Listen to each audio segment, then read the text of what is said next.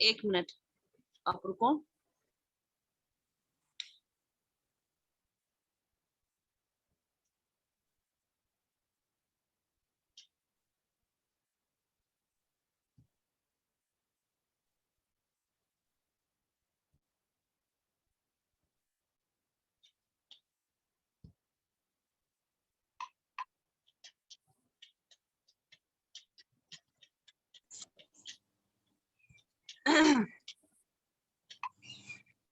तो the Mughal provinces कहते हैं कि अगर हम उन स्टेट, जैसे मैंने आपको अभी स्टेट्स इसके पहले बताए थे कि कौन कौन से स्टेट्स है, अवध, मैंने आपको राजपूत के बारे में बताया, मैंने आपको ये बताया था कल कि मुगल्स का जब रूल था तब क्या हुआ, ठीक है, तब क्या क्या चेंजेस आई, ठीक है।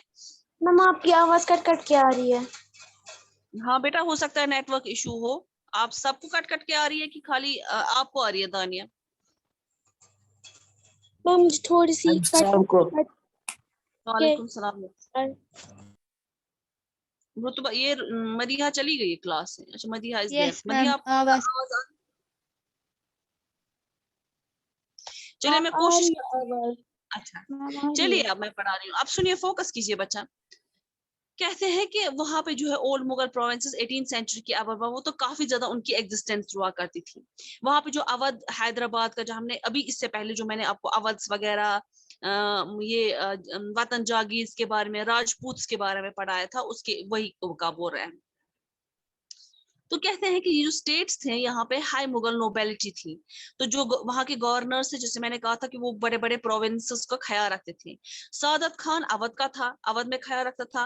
मुर्शिद कुली खान बंगाल का, और असाफ जान जो था वो हैदराबाद का जो है ख्याल रखता, उसकी वो प्रोविंसेस उसकी थी। और वहां का जो भी केयर, उसको देखना, डिसीजन इनफैक्ट वो खुद ही लेते थे, क्योंकि वो इंडिपेंडेंट प्रोविंसेस बन जाती थी। वहां का ख्याल रखना, वहां का रेवेन्यू, पैसा, सब कुछ फ्लो होना, वो सब कुछ उसी पे डिपेंड करता था। तो सब ने ऑक्यूपाई किया, और मैंने मींस ले लिया हाई मानसबदार पोजीशंस, और उन्होंने जो है ट्रस्ट और कॉन्फिडेंस लिया किसका? बादशाह का। मतलब उन्होंने बड़ी बड़ी एम्पायर, ये जो है प्रोविंसेस अपने अंडर ले ली, और सब कुछ वो ऑटोमेटिकली उसको ऑपरेट करने लगे। उनको जो है बादशाह का बहुत ज्यादा, बादशाह को उन पे काफी ज्यादा ट्रस्ट था। तो कहते हैं आसिफ, जो असाफ जान था और मुर्शिद कुली खान था, उसने एक जाट रैंक जो थी, held a Zat rank of 77,000 each, while Sadat Khan Zat was 6,000. तो रैंक क्या थी? उनकी रैंक हुआ करती, ये भी मैंने मुगल्स में आपको पढ़ाया है, जब रैंक्स हुआ करती थी। तो 7,000 रैंक, उसकी 6,000 रैंक हुआ करती थी। अब हम हैदराबाद के बारे में, जैसे हमने हैदराबाद साउथ के साइड से है, मैप में मैंने आपको कल दिखाया था साउथ के साइड से। जैसे मैं ऐसे,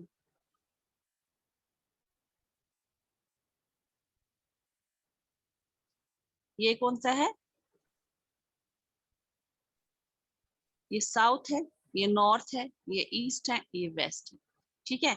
इधर से हैदराबाद होता है, जो साउथ की साइड से आता, ठीक है। अब यहाँ की बात कर रहा था, ये बहुत पावरफुल जो होते हैं निजामुद्दीन। अब यहाँ पे बात, निजामुद्दीन मुल्क असफ जान, हाँ, जो असफ जान जो ऊपर है यहाँ पे मेंशन, असफ जान का, ये काफी ज्यादा जो है, ये जिसने हैदराबाद की फाउंडेशन था, हैदराबाद को एग्जिस्टेंस में लाया 1724 टू 1748। ये बहुत ज्यादा पावरफुल मेंबर था उस कोर्ट, मुगल एम्पायर फारूक सियार। उसको उस पर काफी ज्यादा ट्रस्ट था। उसने क्या किया, उसने गवर्नरशिप ली अवध की, उसके बाद लास्ट में उसने दक्कन का चार्ज लिया। मुगल गवर्नर की हैसियत से दक्कन प्रोविंसेस की, उसके क्या हुआ कि 1720 टू 22 असफ जान ने क्या किया, उसने कंट्रोल लिया सारा पॉलिटिकल और फाइनेंशियल एडमिनिस्ट्रेशन का। मतलब जो भी पैसा फ्लो, इनफ्लो, आउटफ्लो होता था, वो भी उसी के अंडर होता था। और जो पॉलिटिकल जो भी डिसीजंस वगैरह होते थे, कैसे चलाना है स्टेट को, कैसे प्रोविंसेस को चलाना, वो सब उसके अंडर होता था। तो अब उसने क्या किया, उसे एक फायदा भी लिया। जब वहां पे कुछ दक्कन में जो ये कुछ इंसिडेंट हुआ, जिस वजह से कि जहां जो किंग था उसका फोकस वहां से हट गया। क्यों क्यों क्यों गया? उनको आपस में नोबेलिटी के, मतलब जो बड़े बड़े लोग थे, उनको आपस में ही थोड़ी जंग छिड़ गई। मतलब जिससे मिसअंडरस्टैंडिंग होती है, आपस में होती है। तो उसने क्या किया, उनने कहा, वो कहते हैं 2 की लड़ाई तीसरे की जीत। उसने क्या उस टाइम पे किया, उसने सारा पावर जो है अपने हाथों में लिया और वो बन गया असल में रूलर। असल में क्या था वो, मान लो सूबेदार को बोलते हैं, उसने प्रोविंसेस ली थी, वो गवर्नर था। लेकिन जो ही वहां पे कुछ हड़बड़ी मच गई महल में, उस एम्पायर में, तो उसने क्या किया, उसने सारा कंट्रोल अपने हाथों में ले लिया। असफ जान ने क्या किया, स्किल्ड सोल्जर्स क्या होते हैं, जिनको बहुत अच्छे से हर कोई चीज से, तोप चलाना, जैसे तीर चलाना, बो एंड एरो चलाना, या जैसे कि तलवार चलाना, जिसको स्किल्ड सोल्जर्स बोलते हैं, वो लिए। और एडमिनिस्ट्रेटर्स लिए कहाँ से, नॉर्दर्न इंडिया से। नॉर्दर्न इंडिया मैंने आपको अभी मैप पे दिखाया, ईस्ट वेस्ट नॉर्थ साउथ दिखाया। उसने अपॉइंट किए मनसबदार, जो मुगल्स ने भी किए थे, और उनको ग्रांट के जागीर। जागीर्स क्या होते थे, उनको अपने अपने एरियाज दिया देते हैं, ठीक है, सेम जैसे मुगल्स का था। तो हाँ, हालांकि वो नौकर था मुगल एम्पायर का, मगर उसने इंडिपेंडेंटली रूल किया। उसे दिल्ली जो any direction from Delhi and facing, मतलब उसने रूल किया। उसने खुद, जैसे अगर हम बात करें ना खिलजी की, आपने मूवी देखा होगा पद्मावत में खिलजी की, तो खिलजी भी एक नौकर ही था अपने मालिक का, लेकिन उसने बाद में सारी सल्तनत अपने नाम की। उसने जो वहां का एम्पायर था उसकी बेटी से शादी की, ठीक है, पहले उसके से सफल हो गया, वो बन गया, और फिर और अपने, वरना वो एक ये था, पहले तो एक सिपाही था, उसके बाद वजीर बन गया। तो मुगल एम्पायर जो है, उन्होंने कंफर्म किए डिसीजंस, और उन्होंने वो डिसीजंस कंफर्म किए जो लिए गए थे। किसने लिए थे, निजामुल मुल्क असफ खान। तो असफ खान के बारे में यहाँ बात हो रही है, ठीक है। अब जो स्टेट थी हैदराबाद की, ये कंटिन्यूसली स्ट्रगल मतलब ये बेचारी सफर कर रही थी। किसके, मराठा रूलर्स के बारे में मैंने कल आपको बोला था कि इनके मराठास के स्टोरी, मराठा कैसे वो भी ये रूलर्स थे, तो वो उनका कैसे रूल चलता था वेस्ट। वहां से independent Telugu warrior chief Nayakas of the plateau. तो इन आप उसको क्या, ऑब्वियसली जब आप कहीं पे होंगे तो हर कोई चाहता है कि हम ये प्रोविंसेस ले, वो प्रोविंसेस ले, ठीक है, तो एक दूसरे के बीच में जंग चलती रहती है। अब एम्बिशंस जो थे उसकी, जो मतलब वो चाहत थी निजामुद्दीन असाफ की, उसका था कंट्रोल करना टेक्सटाइल प्रोड्यूसिंग एरियाज, जहां पे टेक्सटाइल बनता है, of the Coromandel coast in the east के साइड से, were checked by the British who are becoming increasingly powerful in the region। उसका वो था कि मैं यहाँ पे ये कंट्रोल अपने हाथ में ले लूं। लेकिन उसी टाइम क्या हो रहा था, वो जो आहिस्ता आहिस्ता ब्रिटिश आ रहे थे ना नॉर्थ ईस्टर्न कोस्ट से, जब वो ट्रेड के लिए आए थे, लेकिन उन्होंने अपना पत्ता वहां पे जमाया। तो उस टाइम पे वही एरा था जब ब्रिटिश आहिस्ता आहिस्ता अपने पैर इंडिया में जमा रहा था। उसके बाद है निजाम आर्मी, ये आप खुद पढ़ोगे, मैं लिख देती हूँ उसको होमवर्क, ठीक है।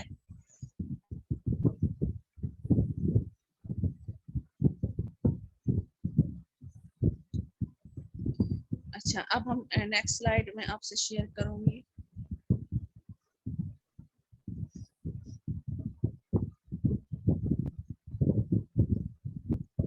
यही पेज है नेक्स्ट,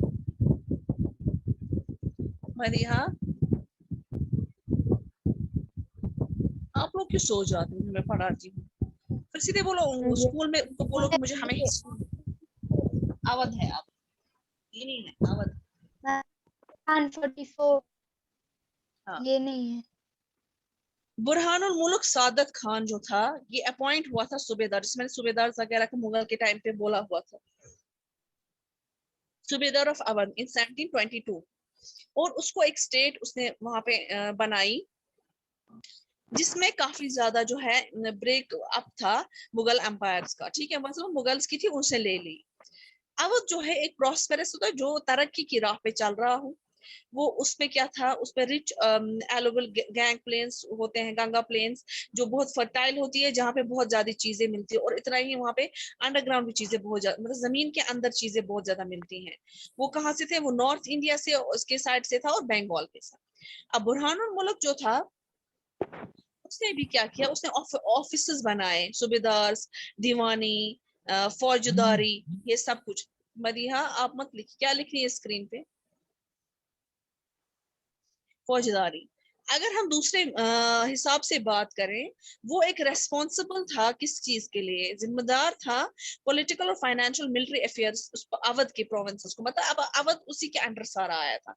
किसके अंडर आया था, बुरहानुल मुल्क सादत खान के अंडर। बुरहानुल मुल्क ने क्या किया, उसने ट्राई किया कि मुगल्स का इन्फ्लुएंस अवध में खत्म हो जाए, ताकि अवध सारा उसके कंट्रोल में आ जाए, क्योंकि उसने वहां पे जो है अपनी सारे सूबेदार, दीवान, फौजदार किए थे, ठीक है। तो उसने उसे क्या किया, मैम आवाज कट कट के आ रही है बेटा, मैं उसे दूसरी साइड से हूं, तो इसके बाद मुझे नहीं पता, आप शायद आप थोड़ा उधर इधर जाइए तो आपको आवाज सही से आएगी। अ, उसके बाद जो है ये यहाँ पे कहता है कि उसने जागीर का साइज रिड्यूस किया जो किस पे थे, और अपने लोग लगाए उन जगहों पे जो मुगल्स की साइड से लगे हुए थे, मतलब मुगल्स का कंट्रोल इसने इनडायरेक्टली खत्म करना चाहा, ठीक है। जो जागीर थे वो चेक किए गए टू प्रिवेंट चीटिंग, ताकि वो चीटिंग वगैरह ना कर सके, धोखा ना दे सके, और रेवेन्यू जो आते हैं वो सारे जो है नवाब की कोर्ट में आ सके। उसे बहुत सारे जो है राजपूत जमींदार और एग्रीकल्चर अपने अंडर ले लिए। कौन से राजपूत जमींदार और जो फर्टाइल लैंड्स थे अफगान ऑफ रोखी रोखिल खंड। अभी यहाँ पे स्टोरी बोल रहा है बुरहानो मुल्क की, इससे पहले असफ जान की हमने स्टोरी पढ़ी, तो ये अब ये बता रहा है कि हर किसी ने अभी तक जितने भी रूलर्स आए हैं, हर किसी ने कोशिश की है किसी ना किसी तरीके से अपना रूल जमाने के लिए, ठीक है।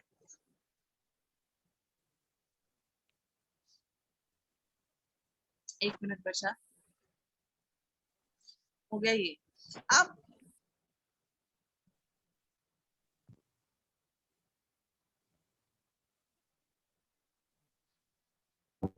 उसके बाद हाँ, रुरोखंड की हम बात करें, उसके बाद जो स्टेट है वो डिपेंड करती थी लोकल बैंकर्स पे और महाजन पे लोन्स के लिए। ये जो है ये भेज रहे थे right to collect taxes to the highest bidders. उसने क्या किया, वो जो है टैक्स कर रहे थे बिडर्स से, वो टैक्स ले रहे थे। ये जो रेवेन्यू फार्मर्स थे, रेवेन्यू होते जैसे पैसा आता है, उन्होंने जो है उन्होंने कहा कि चलो हम कुछ पैसा आपको देते हैं, उन्होंने फिक्स्ड पैसा रखा। अगर हमारे पास इस स्टेट से इतना पैसा आता है तो इसका जो कुछ अमाउंट है वो हम आपको देंगे, ठीक है। आवाज आ रही है? Yes ma'am. Yes ma'am. अच्छा, उसके बाद ये बोल रहा है कि काफी ज्यादा उसके बाद जो है अब उसने इसको बोला कि हम कुछ पैसा आपको देंगे, अब से अपने उनके कॉन्फिडेंस में लेने की कोशिश की, तो उनको भी टैक्सेस वगैरह दिए गए। तो उससे क्या हो गया कि उसे नया सोशल ग्रुप डेवलप हो गया, जैसे मनी लैंडर्स और बैंकर्स। उन्हें इन्फ्लुएंस किया, मतलब इन्फ्लुएंस अपना इफेक्ट डाला मैनेजमेंट का जो स्टेट रेवेन्यू सिस्टम था। तो उनने उसको बोला कि भाई इसमें ये चेंज है, इससे हमें रेवेन्यू आएगा, हमें इसके अंडर काम करना है। तो जो पहले नहीं हुआ था वो अब होने लगा, नई नई चीजें होने लगी, ठीक है। तो उसके बाद बंगाल की बात करेंगे, ठीक है। बंगाल जो है आहिस्ता आहिस्ता से क्या हो गया, उन्होंने मुगल्स के कंट्रोल के अंडर से चले गए, ठीक है। तो मुर्शिद कुली खान जो था, वो एक नायब डिप्टी गवर्नर था, जैसे पिछले में जो गवर्नर ने सारा कंट्रोल ले लिया, यहाँ पे भी शायद वही होगा, हम पढ़ेंगे आगे, ठीक है। मुर्शिद अली खान जो है उसने सारे पावर्स ले देखा, और वो ऑफिस वगैरह जो उसने सारे अपने कंट्रोल में ले लिए, ठीक है। जैसे रूलर से हैदराबाद और अवध के, उसने भी सारे रेवेन्यू सिस्टम के जो डिसीजंस वगैरह सारे अपने अंडर ले लिए। उसने मुगल्स का इन्फ्लुएंस जो है वहां पे खत्म करने की कोशिश की। जो मुगल जागीरदार थे ओडिशा तक, उनको जो है अपने अंडर लेने की कोशिश की, और जो है उनके रेवेन्यूज खुद के लिए ही रखने लगे। यही वजह थी डिक्लाइन ऑफ मुगल रूल जो था, वो इसी वजह से था कि वो इस वजह से नहीं था कि मुगल्स कमजोर है, वजह ये थी जो उनके सूबेदार थे, जो उनके जागीरदार थे, उन्होंने क्या किया, उन्होंने उसके खिलाफ ही काम शुरू करना किया, मुगल्स के खिलाफ। तो जब उसकी नीचे से ही पावर सारी गद्दार निकली, तो ऑब्वियसली ऑटोमेटिकली उनकी कदम डगमगाए, और वही खत्म था डिक्लाइन ऑफ मुगल एम्पायर। अब देखिए हमने सिर्फ इतना पढ़ा था, एक मिनट।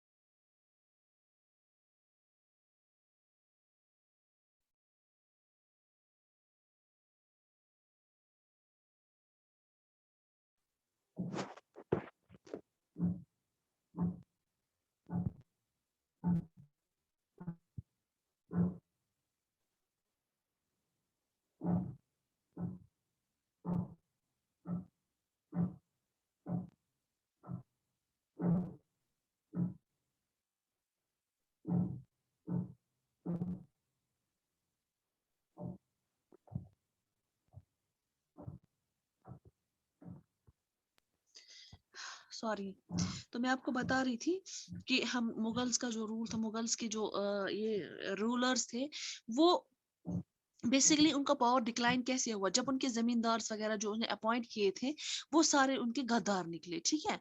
तो उस वजह से उनका आहिस्ता आहिस्ता पावर उनके खत्म होने लगे। वो दूसरों क्या, हमने जब मुगल्स में पढ़ा था, मुगल्स में हमने पढ़ा था खाली डिक्लाइन। अब हम देख रहे हैं किस किसने, असाफ अली ने खाया, मुर्शिद अली खान जो है वो भी गद्दार निकला, मतलब उसने भी आहिस्ता आहिस्ता से नीचे से उसने क्या किया, उसने बेसिकली इसके जो ऑफिसर्स थे, जैसे फॉर एग्जाम्पल कोई ऑफिस में कोई बड़ा एम्प्लॉय होगा, उसके जो काम करने वाले नीचे होंगे वो सारे गद्दार निकलेंगे। तो अल्टीमेटली वो अकेले तो कुछ नहीं कर सकता जब तक उसके सबऑर्डिनेट्स उसका ये साथ नहीं देंगे। तो यहाँ पे ये यही बोल रहा है, ठीक है। उसे कहता है कि 18th सेंचुरी बंगाल जो है कंसिडर, बहुत सारा चेंज आ गई जमींदार्स में। अब वहां पे क्लोज कनेक्शन बन गया स्टेट और बैंकर्स के बारे में, ठीक है। बैंकर्स को आपस में, स्टेट, वहां की स्टेट जो चला रहे थे और बैंकर जो वहां पे पैसा होल्ड करते थे, वो कहाँ पे हुआ, ये हैदराबाद और अवध में भी यही बात हुई। और ये वेस्ट बंगाल में under the rule of Ali वर्दी खान, ठीक है, वो 1740 टू 1756। उसकी हुकूमत में क्या हुआ, बैंकिंग हाउस ऑफ जगत सेठ बिकेम एक्सट्रीमली प्रॉस्पेरस। जो बैंकिंग हाउस हुआ करता था, मतलब जहां से उनको लोन वगैरह पेज नंबर क्या है? पेज नंबर आपको पता नहीं है? अच्छा, अब आप आई क्लास में।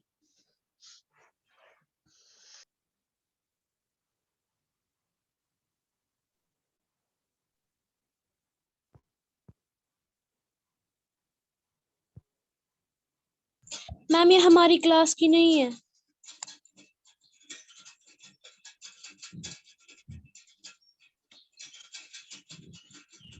मैम।